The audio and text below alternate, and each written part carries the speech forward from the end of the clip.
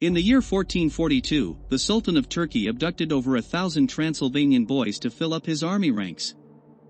One of them grew up to become a fierce warrior known as Vlad the Impaler, son of the dragon. This is because he used to kebab all the victims he killed. Vlad and his men are in the forest doing an investigation since he suspects that the Turk have entered his land without his consent. One of Vlad's men found a helmet in the stream, which they concluded that it came from upstream from the mountain. Vlad and 2 of his men head to the mountain for more investigation.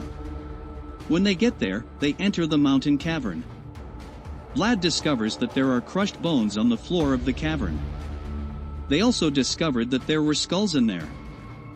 You know what that means? People came in here and didn't leave. Something that was watching them swooped in and took Vlad's men.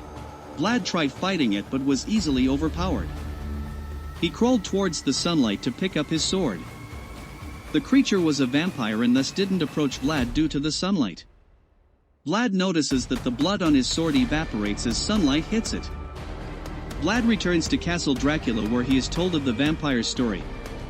Once a mortal man, he summoned a demon from hell to be given power, but he was tricked and was confined in the cave until he finds someone to take upon the curse.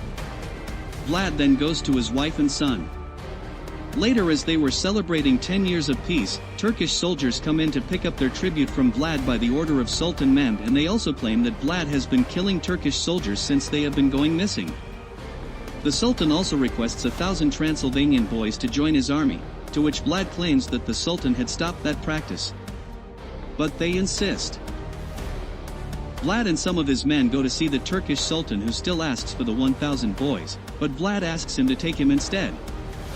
The Sultan disagrees and asks for Vlad's son, as Vlad was also taken from his parents to join the Turkish army when he was just a boy.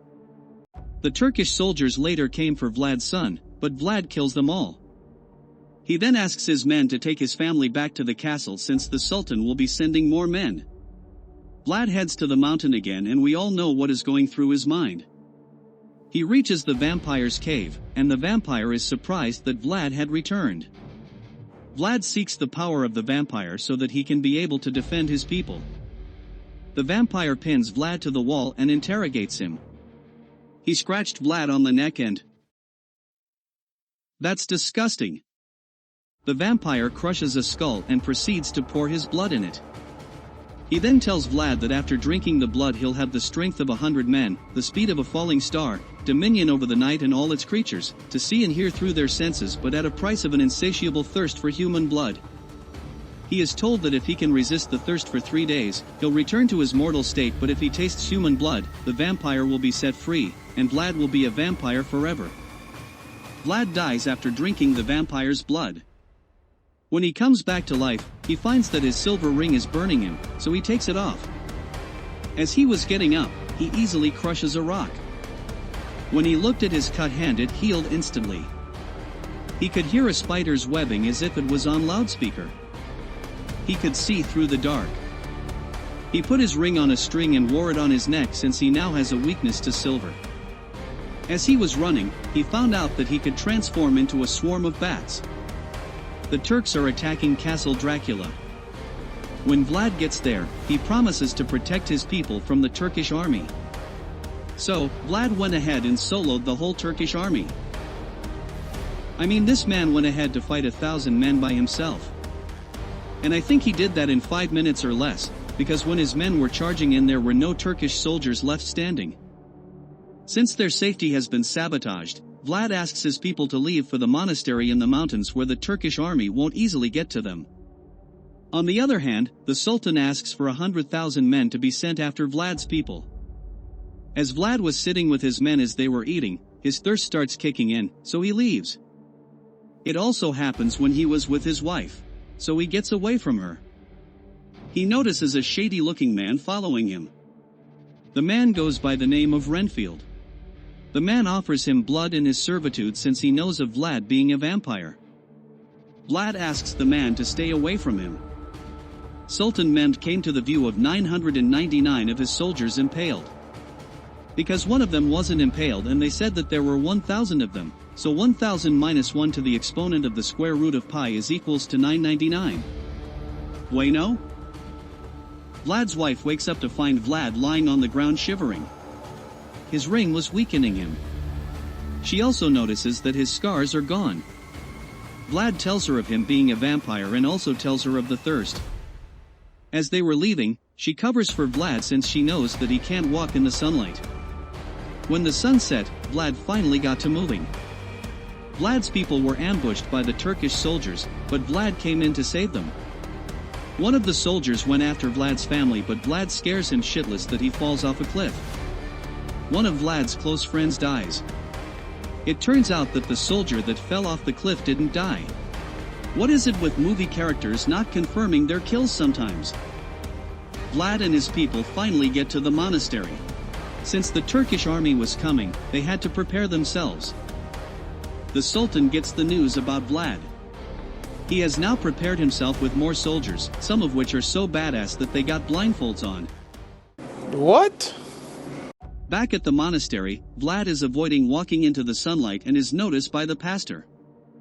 So, the pastor confronts Vlad since he now knows that Vlad is a vampire and begs Vlad to let him kill him. I mean, who in their right mind would just willingly accept to be killed? So, the pastor exposes Vlad to the sunlight, his people see him, they set the place on fire out of fear. Vlad walks out of the burning building and tells his people that he did what he did for them before storming off. As the Turkish soldiers were getting closer, Vlad sees them and goes to some kind of tower and summoned an army of bats. Millions, I think. He is able to control the bats and use them as a weapon against the Turkish army. He even made a massive fist from the bats and crushed the Turkish army with it. I call that a bat fist. He then goes after the Sultan only to find that it wasn't him.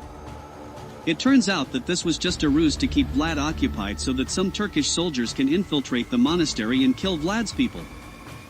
They managed to take Vlad's son and push his wife off the tower.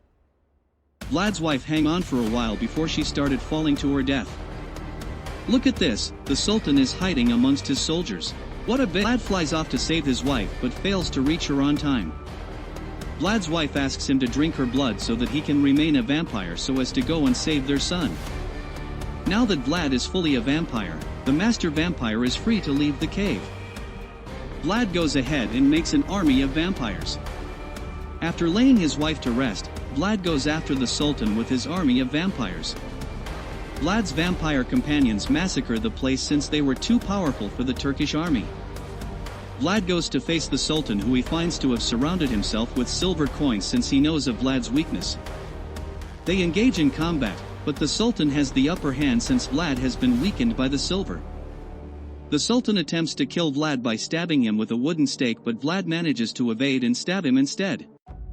Talk about an effective Uno reverse. The other vampires had fed on every single soldier in the camp and now they want to feed on Vlad's son. One of the vampires attempted to do so but he got impaled. The pastor came out of nowhere, keeping the vampires at bay with a cross. After consoling his son, Vlad orders him to take his son away. Using his powers, he opened up the cloud-covered sky, incinerating the vampires and himself.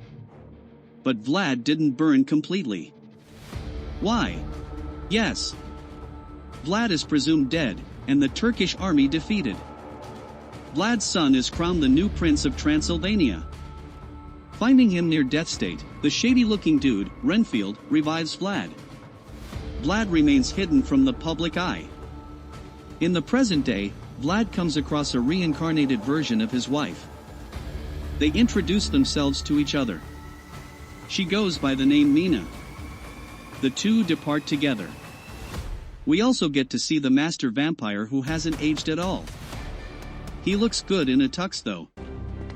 Let the games begin.